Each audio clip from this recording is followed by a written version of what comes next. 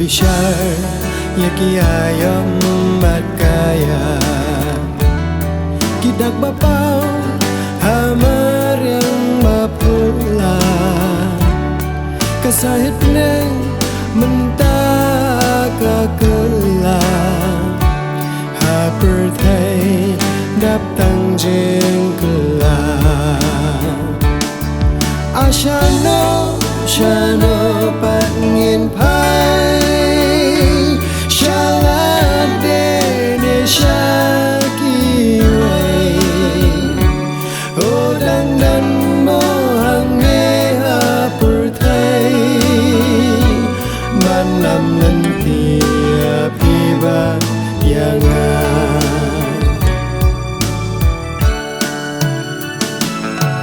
lang sa lang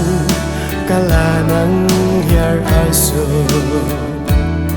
kaya lade kasun shar klampor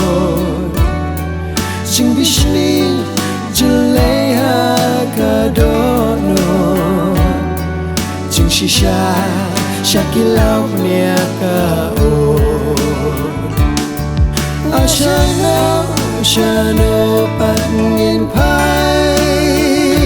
shalade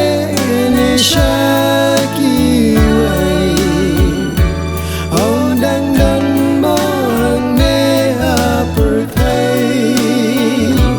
man lam nan tia pi ba yang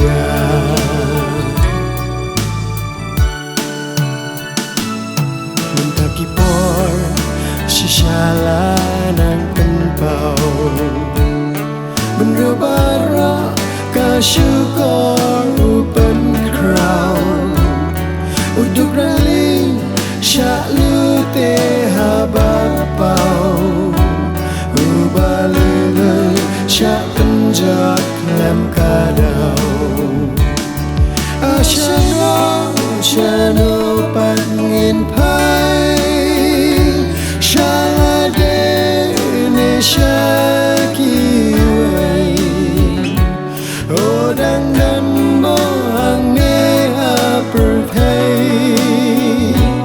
man lam nan tia pi ba yang Singin Kristan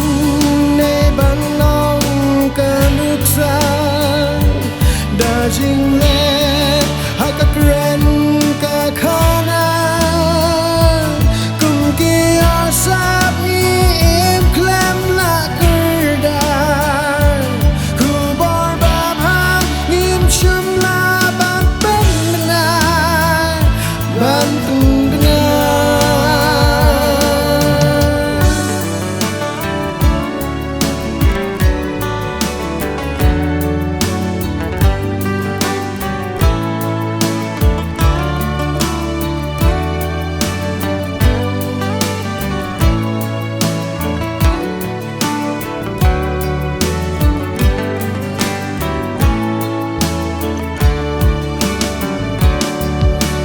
Giêsu mình ta tongin pai man lam nan tia pi bat nyanga por kala jan Giêsu ba unwan man wan chao no ya lagi sunra